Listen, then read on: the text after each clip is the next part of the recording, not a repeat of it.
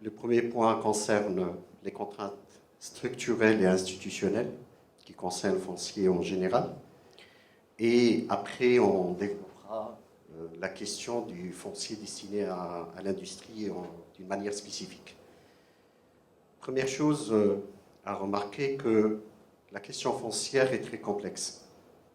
Elle est traversée par des enjeux, et ces enjeux ne sont pas simplement d'ordre économique.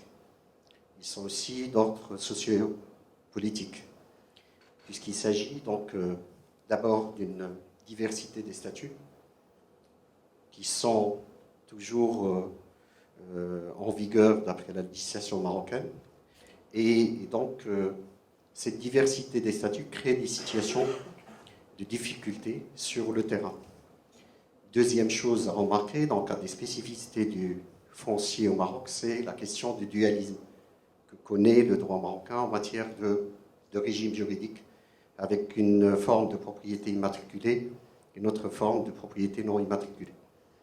Et donc, la diversité, elle est présente et elle a des impacts à la fois au niveau des acquisitions foncières, d'où une complexité auxquelles sont confrontés les acquéreurs, en plus d'un autre problème qui met souvent les opérateurs privés en dehors de toute acquisition, surtout quand il s'agit de statuts où on peut acquérir la propriété que par les pouvoirs publics, donc par les établissements publics, par l'État. Je pense aux collectifs, aux guiches, etc. Et donc des procédures assez complexes, lourdes, pour pouvoir acquérir le foncier. Là, quand on parle donc de l'amiable. Mais cette situation n'est pas simplement en matière de mobilisation, donc des acquisitions, il se pose aussi au niveau des litiges, de la fréquence des litiges fonciers, surtout pour la propriété qui n'est pas immatriculée.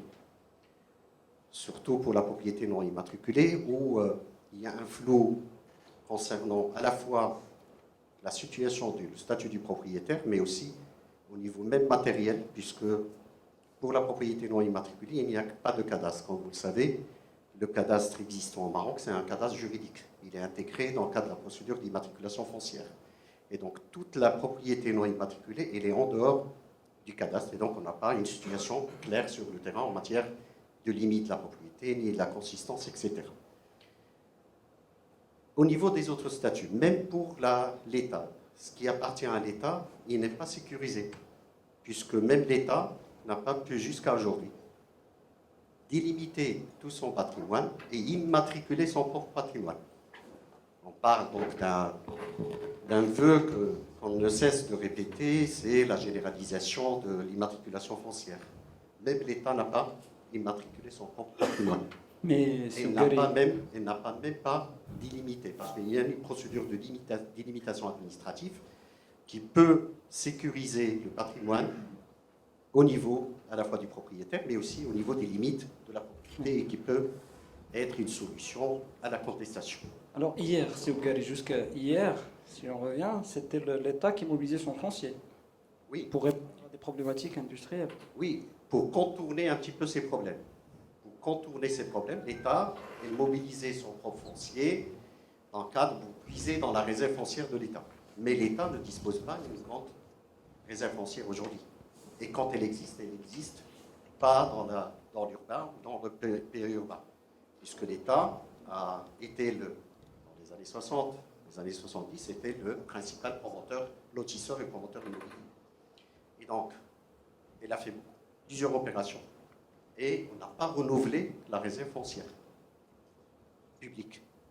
Donc l'État, quand on parle de mobilisation, elle va mobiliser soit son propre foncier, soit elle va jouer un rôle d'intermédiation, surtout pour l'acquisition des propriétés appartenant aux autres statuts, dans le cadre des projets, dans le cadre des dossiers de dérogation, soit auprès de la commission interministérielle présidée par le président ou le Premier ministre, ou bien par la possibilité, quand ça ne dépasse pas 200 millions de dirhams, c'est par les commissions présidées par l'Ouali pour essayer de contourner ces difficultés sur le plan juridique d'acquisition du foncier. Mais ce sont des mesures pour contourner les problèmes, les contraintes. Moi, je parle donc des contraintes vécues par l'opérationnel qui est l'investisseur.